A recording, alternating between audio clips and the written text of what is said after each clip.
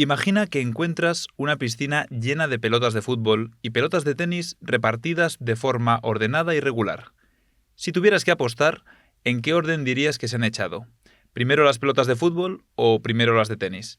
Nuestra intuición del mundo macroscópico nos dice que tendría más sentido que se hubieran echado primero las pelotas de fútbol y después las de tenis, que podrían colarse por los huecos.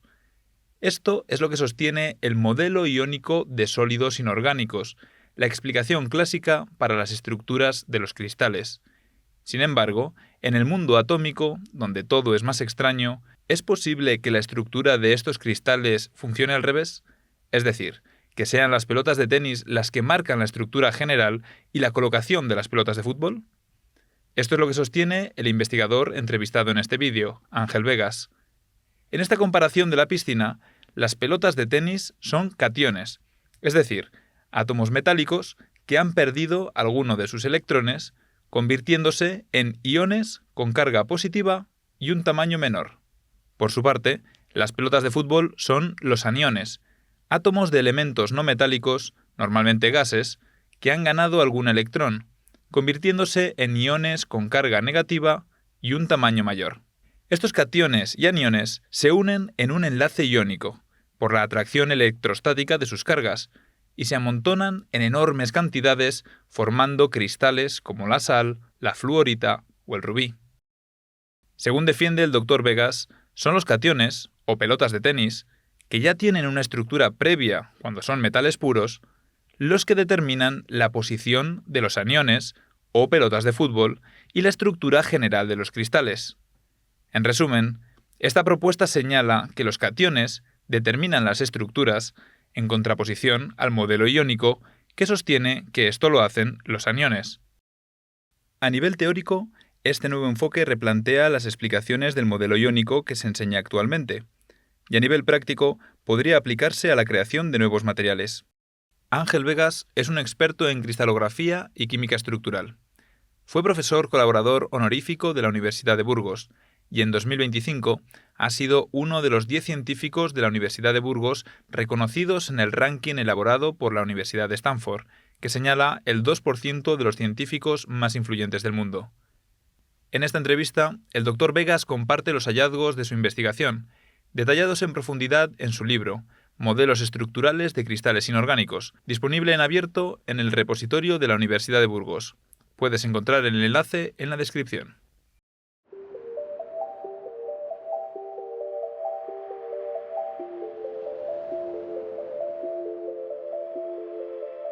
Las ideas principales nacen de una rebeldía mía personal contra un modelo que se creó en los años 20 para explicar las estructuras de los sólidos llamados inorgánicos o iónicos.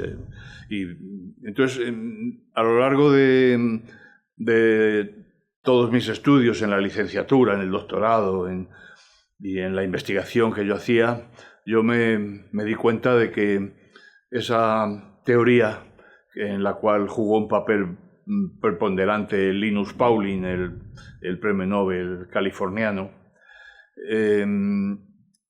esa teoría no explicaba las estructuras. Y una teoría de enlace tiene que explicar dos cosas. Una, la energía del sistema, la energía del compuesto, y dos, su estructura. En la química orgánica, que es derivada del carbono, había unas herramientas mecanocuánticas muy eficientes que permitían explicar muy bien, a base de la hibridación de orbitales atómicos, del carbono, principalmente el carbono es el componente mayoritario de la química orgánica, naturalmente, pero podía explicar tanto, no solo la hibridación de orbitales, que es lo que se llama la teoría del enlace de valencia, sino también la teoría de orbitales moleculares, que es otra variante derivada también de la mecánica cuántica para explicar las estructuras, ¿no? Y la energía de las moléculas, ¿no?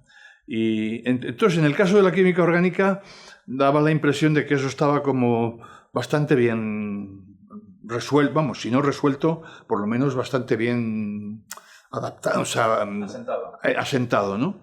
Y entonces, pero no en la química inorgánica. O sea, la química inorgánica de los sólidos son sólidos infinitos, o sea, que no, digamos que tenemos una celdilla, unidad pequeñita que se repite infinitamente hasta formar un macrocristal, un cristal macro, o sea, que es el que podemos tocar con los dedos, ¿no? O sea, un trozo de, no sé, un cristal de cloruro sódico, o un cristal de cuarzo, un cristal. Entonces, eso en química inorgánica no estaba resuelto. Entonces, las teorías del enlace de valencia, del enlace iónico, permitían explicar la energía de los compuestos mediante ciclos como el de Born-Haber, son ciclos termodinámicos a partir de parámetros obtenidos de otras maneras o de otros experimentos en la física o en los laboratorios de física y de química. Pero, sin embargo, la estructura estaba inexplicada. Entonces, la manera que Linus Pauling y sus seguidores, quiero decir que sus seguidores continúan, o sea, sus seguidores todavía están dando clases en esta universidad y en casi todas las del mundo, ¿no? Esos modelos o esas explicaciones no permitían explicar las estructuras. Y entonces yo estuve resolviendo estructuras cristalinas por difracción de rayos X desde el año 72, que empecé mi tesis doctoral, 71, 72, hasta el año 85. Entonces, en el año 85 yo me doy cuenta de que las estructuras no se entienden. Y si no se entienden, ¿para qué voy a seguir yo haciendo estructuras? Y ahí es donde yo rompo. Produzco una brecha en mi investigación y dejo de hacer estructuras. Me dedico a buscar nuevos modelos que permitan explicar las estructuras. Y eso fue un trabajo muy duro. O sea, es un trabajo hecho en la soledad. En la soledad, no solo soledad ambiental, sino la soledad intelectual. No tienes con quién discutir. Y aparte de eso, como no estás digamos, en el camino por el que todo el mundo circula, pues también los medios para investigar pues te son negados o te son disminuidos, ¿no? O sea, pero yo, a pesar de todo, decidí continuar. Y entonces hubo dos hechos observables, porque todo esto nace de la observación de las estructuras. Es a base de coger cientos, que al final acaban siendo miles de estructuras cristalinas que son observadas en el ordenador, porque no puede uno montarse un modelo tridimensional de bolas y de barras para crear los modelos estructurales de los compuestos. Y a base de ordenador y de la observación surgen nuevas ideas. Y esas nuevas ideas yo las resumiría en dos, o tres quizás, en tres aspectos importantes. El primero, que cuando uno observa... Bueno, tengo que hacer una primera aclaración. En el año 85, que es cuando yo decido romper, sale un trabajo que yo creo que es el trabajo más importante de la química inorgánica o de la cristaloquímica, digamos, del siglo XX. Lo publican Michael O'Keefe en Arizona y Bruce Hyde en Canberra, en Australia. Y si bien el modelo de Pauling hacía hincapié en que las estructuras estaban gobernadas por los aniones, por ejemplo, en un óxido por los átomos de oxígeno, es decir, que los átomos de oxígeno se empaquetan de una manera cúbica o hexagonal y tal, y en los huecos se van metiendo los átomos metálicos o los cationes ya ionizados. Estos dos autores, Michael O'Keefe y Bruce Hyde, dicen no, ellos observan, también hacen observaciones, se dan cuenta de que cuando uno elimina los oxígenos de una estructura, de estos los quito, no me interesan. Uno lo que se encuentra es que los cationes están reproduciendo patrones de aleaciones o de elementos. Aleaciones sencillas o elementos. Y entonces dicen, tate, esto es fundamental. Las estructuras las gobiernan los cationes, no los aniones.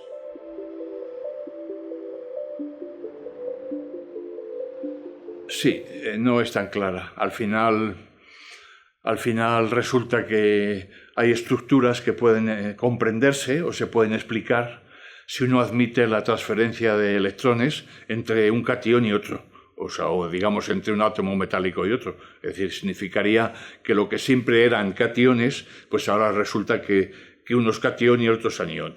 Entonces, eso también rompe con los moldes y con los modelos antiguos, ¿no? O sea, los modelos previos, ¿no? Y entonces lo importante del trabajo de O'Keefe y Hyde, de ver que los cationes son ordenamientos mucho más regulares y mucho más comparables a compuestos preexistentes, a aleaciones, a las estructuras elementales, que son las primeras que aparecen en la naturaleza. Porque cuando surge, digamos, la generación, bueno, el universo y todo eso, los elementos químicos son los primeros que se crean. Luego después se crean, se combinan entre ellos y se forman los compuestos. Pero primero son los elementos. El hecho de que esas estructuras elementales sigan permaneciendo en los óxidos y en los compuestos, pues eso es un hecho de que era un hecho, pues nadie había pensado en ello. O sea, eso es una verdadera revolución, aunque las revoluciones, como decía un colega mío, Julián López de Lerma, las revoluciones científicas se producen primero en el papel. En el papel quiere decirse en las revistas o en los libros y tal. Y luego hay gente que le hace caso y gente que no. Hay gente que normalmente los colegas de... Esto es una teoría de Kuhn, que hay gente que la discute, pero yo estoy de acuerdo con él, de Thomas Kuhn, es que los coetáneos, o sea, los de tu generación, normalmente no aceptan muy bien tus ideas. Y son las generaciones siguientes las que vienen y descubren que eso les explica mejor las cosas que lo que les habían explicado sus profesores. Y entonces esos son los que empiezan a producir la revolución ya, digamos, en la enseñanza y en la investigación y demás. Yo lo que observo en algunas estructuras es que me encuentro que los cationes o los metales están reproduciendo parte de su estructura elemental. A veces no entera. Por ejemplo, en el óxido de calcio sí, pero en otros compuestos, por ejemplo en cromo-boro, no. Yo lo que me encuentro es que hay trozos de la estructura del cromo con sus mismas distancias y su misma estructura. Luego, los compuestos no son unos materiales que se han formado porque los elementos se han roto en átomos y luego se han vuelto a reconfigurar de otra manera, sino que las estructuras de los elementos se rompen en fragmentos, no en átomos. De tal manera que esos fragmentos luego los puedes reconocer en el... Claro, nadie había mirado nunca distancias intercatiónicas en los compuestos. Pues de ahí que nadie hubiera... Porque ni siquiera O'Keefe y Hyde se meten en la métrica, o sea, se meten solo en la topología, ¿no? Y entonces ese es un aspecto fundamental, ¿no? O sea, digamos, los metales, o digamos, sí, llamémoslo metales si queremos, ¿no? O los cationes, mantienen su estructura elemental aún estando en los compuestos. Algunas veces de manera global y otras veces en fragmentos, pero que uno los puede reconocer. Ese es el primer punto. El segundo punto. Un día aparece una publicación en las revistas científicas, en Journal of Solid State Chemistry, y me doy cuenta de que un compuesto binario, una aleación de bario estaño, la someten a alta presión. Alta presión, hay que aclarar que no son 2 o 3 atmósferas, a veces son miles de atmósferas, ¿no? O sea, no recuerdo ahora mismo exactamente en el caso concreto del bario estaño a qué presión, pero vamos, digamos, pongamos 30.000 atmósferas, por ejemplo, una cosa así, ¿no?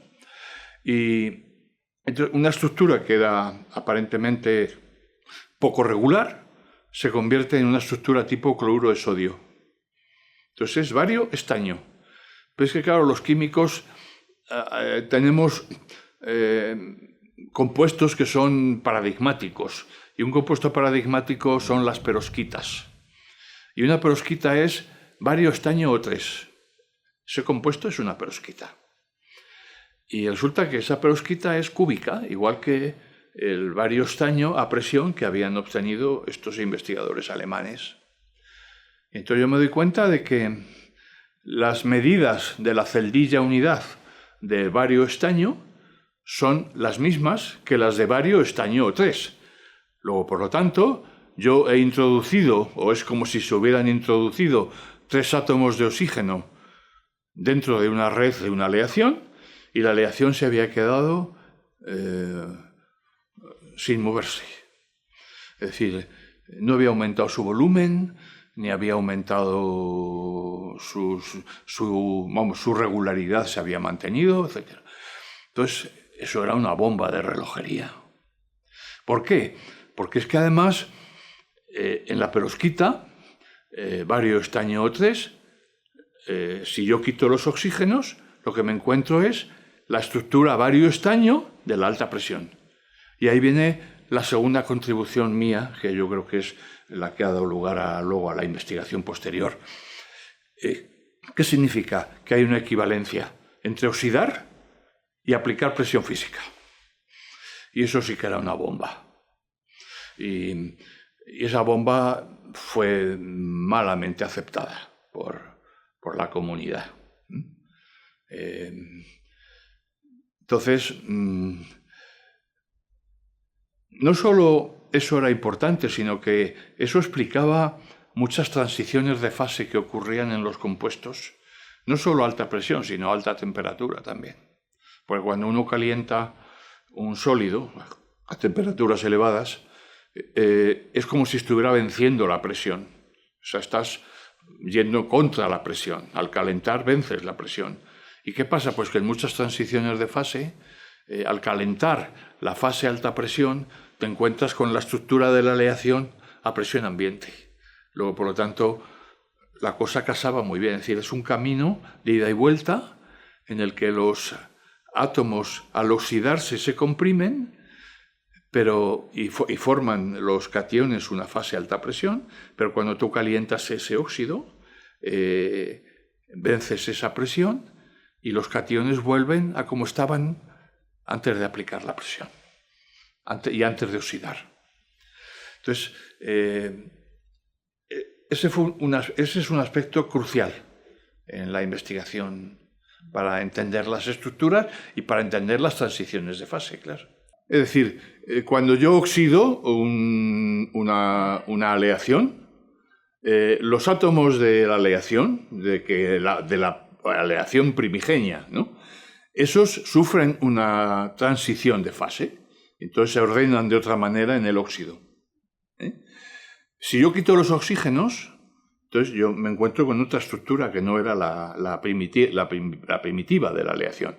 Pero si yo caliento el óxido, esa presión sobre los elementos primigenios, sobre la aleación, la venzo y recupero la estructura original de la aleación, aunque sea en el óxido.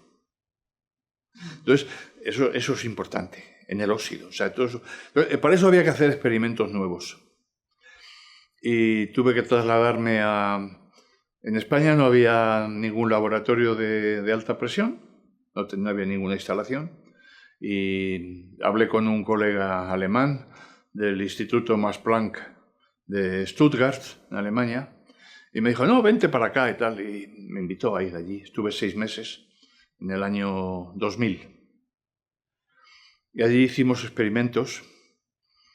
Allí había un equipo de gente que manejaba bien las células de alta presión. Son unas células pequeñas con se llaman células de diamante, porque la muestra se mete en una muestra minúscula, se introduce entre dos diamantes que han sido pulidos en superficies planas, y esos dos diamantes se pueden aproximar mediante tornillos, mediante aproximación mecánica, y aumentas la presión en la muestra que está introducida entre medias de los dos diamantes. Son dos yunques de diamante.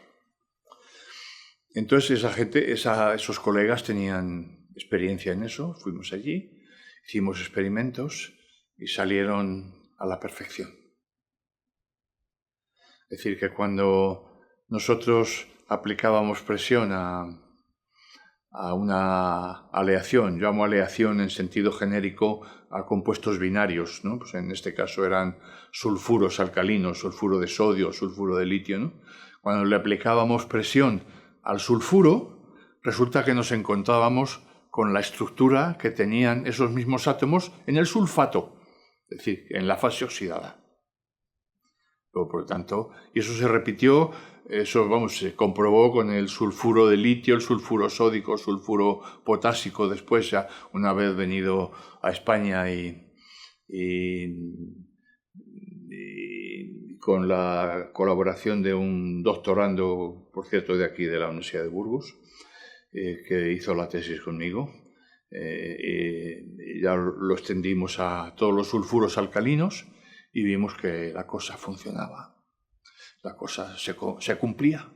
No es que funcionara, pues no tenía nada. Eso no funciona, sino que se cumple. Sí, que los experimentos demostraron que sí que estaba ocurriendo todo lo que había... Es decir, esos experimentos podíamos no haberlos hecho. Pero claro, eso hubiera significado haber hecho una búsqueda exhaustiva en la literatura, de ver las estructuras de montones de compuestos, de aleaciones con sus óxidos y tal, porque seguramente hubiéramos encontrado muchos más ejemplos que ya habían ocurrido previamente, pero en lugar de hacer ese trabajo ímprobo, ¿no? O sea, de la búsqueda esa bibliográfica, pues decidimos hacer los experimentos y como vimos que los experimentos corroboraban la hipótesis mía, pues yo quedé muy satisfecho de eso. El tercer punto es que hay un concepto en química que nació en el año 32, que se llama el concepto de Tintel-Klemm. Tintel fue un químico alemán que trabajaba en Darmstadt, en la universidad, entonces la Politécnica de Darmstadt, que trabajó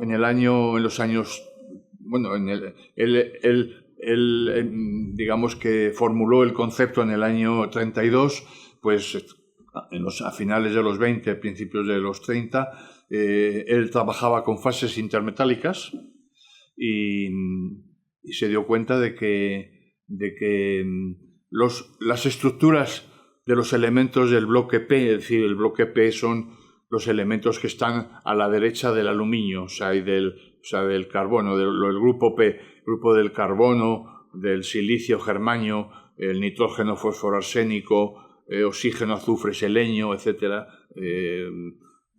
Todos esos elementos, esas estructuras, cuando las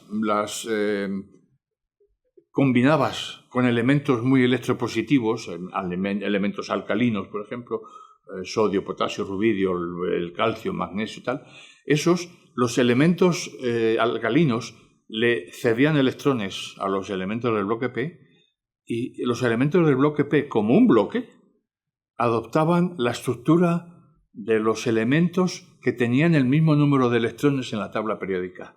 Es decir, pongamos un ejemplo. Si yo tengo el compuesto sodio-fósforo y el sodio le da un electrón al fósforo, el fósforo electrónicamente ya no es fósforo, es el fósforo más un electrón. Y fósforo más un electrón es el azufre. ¿Y qué hace el fósforo? El fósforo lo que hace es adoptar la estructura del azufre. Era como una alquimia, la famosa alquimia de un elemento que se transforma en otro, pero claro, es solo estructuralmente, electrónicamente y estructuralmente. Y entonces la contribución o lo que me hizo a mí pensar es que ese mismo concepto de Tintel-Clem era aplicable a los cationes en los óxidos. Es decir, que si tú a un silicato le quitas los oxígenos, no los quiero, y te queda solo, pongamos, calcio, silicato cálcico, calcio, silicio, calcio SiO3. Bueno, pues yo le quito los oxígenos, digamos, se los quito en el ordenador. O sea, entonces, y analizo cómo están organizados el calcio y el silicio, lo que me encuentro es que el calcio y el silicio están cumpliendo el concepto de Tintel-Clem. ¿Por qué?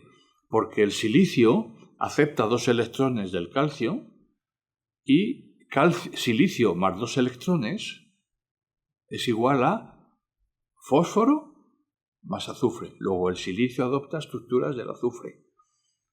Y entonces, de esa manera, ¿cómo se completa la estructura? Porque como en esos elementos del bloque P los átomos están unidos por enlaces covalentes de 2 electrones, 2 centros, 2 electrones, pues los átomos de oxígeno van a situarse allí donde hay 2 electrones. ¿Dónde? Cerca de los enlaces entre los pseudoazufres. Ese es el concepto que Tintel-Clem enumeran por primera vez. Le llaman pseudoátomo porque es un átomo que se comporta como otro, estructuralmente. Entonces, ese concepto de Tintel-Clem es el que explica todas las estructuras, que son miles de estructuras, o decenas de miles, de aluminatos, de silicatos, de fosfatos, de germanatos, de galatos, de sulfatos, de seleniatos. Todas esas estructuras quedan explicadas bajo un concepto único, que además es aplicable a aleaciones sin oxígeno, que son las fases de Tintel. Y ese es el tercer, digamos, la tercera pata del trípode que ha sustentado mi investigación. Posteriormente, las cosas han avanzado con cálculos mecanocuánticos que yo tengo que agradecer hechos por colegas de la Universidad de Oviedo y de la Universidad de Valencia, también de la Complutense, alguno esporádicamente en la Facultad de Físicas en el Departamento de Geofísica y otros en el Departamento de Química Física de la Complutense, pero mayoritariamente los cálculos teóricos que van apoyando todas estas cálculos mecanocuánticos que apoyan todas estas ideas están hechos por colegas de la Universidad de Oviedo que han jugado, y de Valencia también, que han jugado un papel importante.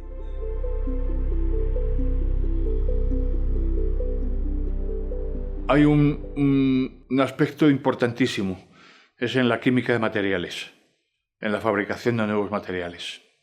Y yo creo que en la síntesis de materiales va a tener mucha importancia. ¿Por qué? Porque ahora sabemos que los cationes los metales juegan un papel primordial. Y entonces yo creo que eso va a permitir. Yo estoy convencido de que alguien ya lo está haciendo, porque en fin, no es que yo tenga certeza de ningún laboratorio, pero a mí lo que me da confianza en que esto se va a abrir camino es que ha habido científicos de laboratorios prestigiosos, ya he citado antes al Max Planck de Stuttgart, pero puedo mencionar también a la Universidad de Warwick en Inglaterra y a la Universidad en Estados Unidos, en Pensilvania, en la Universidad de Madison, en Wisconsin, que esto lo aprecian y entonces yo creo que se abrirá camino. Y sobre todo en la química de materiales. O sea, de cómo, en la química de superficies, cómo crecer un material encima de otro y todas esas cosas. Yo creo que ahí va a haber un juego muy importante, que es el que queríamos haber hecho precisamente aquí en nuestro instituto fallido.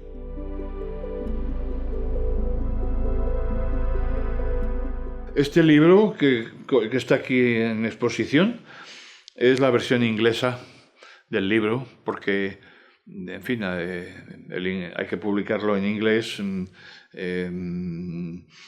para que tenga acceso a él todos los laboratorios del mundo, ¿no? Y se publicó en la Universidad Politécnica de Valencia en inglés, y se puede comprar, no sé si quedará todavía algún ejemplar, pero ahí se puede comprar, digamos, pagando. Y luego yo tuve el empeño de que este libro se publicara en español. Y entonces lo traduje al español y está depositado en el repositorio de la Universidad de Burgos, y ahí lo pueden encontrar gratuitamente. El libro, por lo que yo he visto, lleva más de 5.000 descargas, y a pesar de estar en español, ha sido descargado en todo el mundo.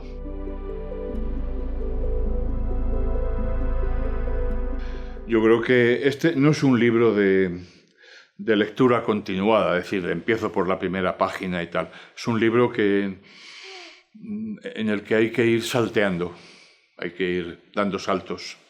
O sea, por ejemplo, pues va a encontrar primero una demostración o una nueva versión de que el modelo iónico no ha explicado las estructuras, y que por lo tanto los profesores lo que tienen que hacer es dejar de explicar ese modelo ya en las clases.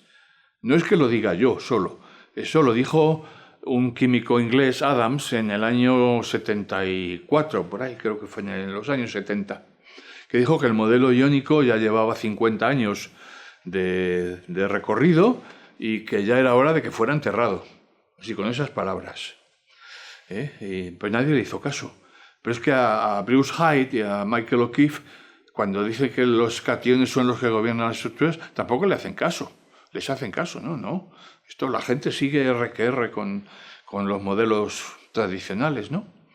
Y eso es lo primero que se van a encontrar, que el modelo iónico no lo deberían explicar ya, o sea, lo deben desechar, o por lo menos explicarlo como un objeto arqueológico, ¿no? O sea, si se quiere.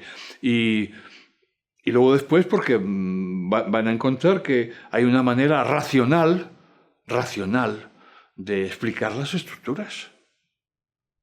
Y yo creo que todo lo que permita utilizar la razón y explicar con un concepto o dos o tres conceptos simples decenas de miles de estructuras, pues yo creo que eso tiene un gran valor. O sea, yo creo que cualquier profesor... por ejemplo, el concepto de Chinterclaim. Ese concepto del año 32 está definido por Rolf Hoffmann, el premio Nobel de Química del año 81, es profesor en Cornell University, todavía vive, es profesor emérito, nacido en el año 37, o sea, tiene ya muchos años. Y ese lo tiene definido, dice, el concepto de Chinterclaim es el concepto simple más importante de la química inorgánica del siglo XX. Pero es que en España no se enseña en ninguna universidad. Peor todavía, es que en dos universidades había dos profesores de mi generación, más o menos de mi generación, uno de mi generación, otro algo mayor, ya fallecido, era Sevilla y Valencia, que sí lo explicaban en los años, hace 15, 20 años. Nadie más. Y es un concepto tan bello, tan hermoso, tan bonito, tan universal, que yo no me puedo explicar. Yo les digo siempre, yo voy todos los años a darles una clase a los alumnos de primero de Geología de la Universidad Complutense. Mis colegas químicos no me llaman nunca. Me llama un colega mineralogista y me invita todos los años, me dice, Ángel, ya les he explicado el modelo iónico de Pauling y tal, ya puedes venir a desmontarlo. Y yo voy y les doy una clase a los chicos de primero de geológicas, de mineralogía, y todos lo entienden. Son de primero, todos lo entienden. Y me dicen, nos ha abierto usted los ojos y la mente. Entonces, para mí eso es de lo más grande que puedo recibir. Entonces yo me pregunto, bueno, y si eso es así, ¿por qué los demás no lo hacen? Entonces, yo creo que una gran culpa de todo esto la tiene el convenio ese famoso de Bolonia, porque en Bolonia unifican el conocimiento. Y aquí vamos a entrar en un punto muy importante. Cuando uno unifica el conocimiento y todo el mundo aprende lo mismo, se acabó la discusión científica. No puede haber lucha. No puede haber pelea. No puede haber discusión. Porque todo el mundo ha estudiado lo mismo. Se han terminado las universidades en donde hay un profesor que tiene una idea propia y la explica en la clase. Y hay otro profesor en otra universidad que le responde y dice, yo estoy en contra, y claro, no se matan ni se dan golpes, pero quiero decir que hay escuelas, toda la vida de Dios ha habido escuelas, en la filosofía también, pero eso en la ciencia ha desaparecido. Todo el mundo estudia lo mismo, es la uniformidad. Y la uniformidad del conocimiento es la muerte del conocimiento. Lo digo así con estas palabras tan crudas, pero es lo que pienso y es lo que tengo que decir.